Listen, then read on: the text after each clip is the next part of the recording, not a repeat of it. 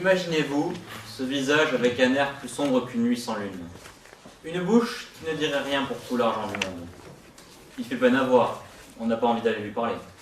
Et pourtant, cette figure à qui personne n'a prête attention, c'est sans l'ombre d'un doute l'une des personnes les plus chanceuses et heureuses au monde.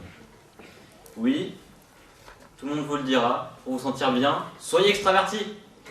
Mais quel ramassis d'absurdité! Existe-t-il réellement un être humain normalement constitué pour croire à ces sornettes? Mais moi, je préférerais 1000 fois me cloîtrer au silence que d'être condamné à ce supplice que c'est d'exprimer constamment ce que l'on pense.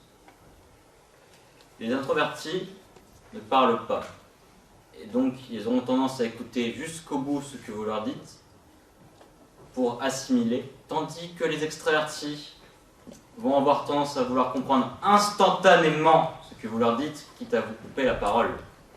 Y a-t-il réellement des gens qui aiment ça? Tenez, vous venez de vous disputer avec votre meilleur ami. L'introverti va vous écouter, gardez ça pour lui, et peut-être même qu'à la fin, il aura déjà trouvé une solution à votre problème. Quel gars sympa cet introverti. De plus, il voit bien plus de choses que d'autres ne voient pas. De ce fait, ils comprennent d'autant mieux le langage corporel.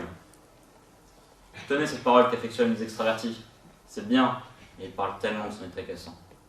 Si vous parlez avec des gestes, vous allez sans le vouloir améliorer vos propos, rendus souvent plus intéressants par ces derniers. Un autre point, c'est qu'ils sont très créatifs.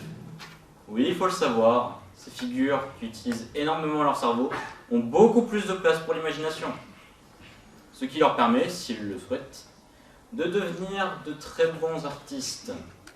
La plupart des écrivains, des dessinateurs, des peintres sont des introvertis. Prenez par exemple Van Gogh. Il n'était pas sociable. Et pourtant, encore de nos jours, il est très, très connu. Ils ont également une très bonne capacité de réflexion, ce qui leur permet, quand ils vont parler, de dire des choses calmes, sensées et réfléchies. Et on la connaît tous, cette peur de passer pour quelqu'un d'autre à cause de quelques mots mal placés, pas pensés. Cette capacité renforce également leur élocution.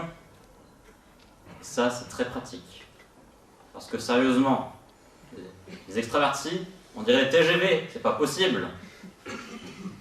Et pour finir, un dernier point qui vous convaincra si vous ne l'étiez pas encore. Comme j'ai pu le dire jusqu'à présent, les introvertis sont calmes, réfléchis, réticents à la parole futile pour préférer dire des choses utiles. De ce fait, ils seront moins enclins à se faire beaucoup d'amis pour bien paraître comme ces satanés extravertis. Mais de ce fait, les amis qu'ils se feront, ce sera par choix. Cela veut dire qu'ils auront de la valeur pour eux. Qui n'aime pas se sentir valorisé? Surtout par ces personnes de qualité que sont les introvertis. Donc moi je vous le dis, voyez sous un autre angle, et vous découvrirez des personnes intéressantes, passionnantes et sincères. Incroyable, ne pensez-vous pas?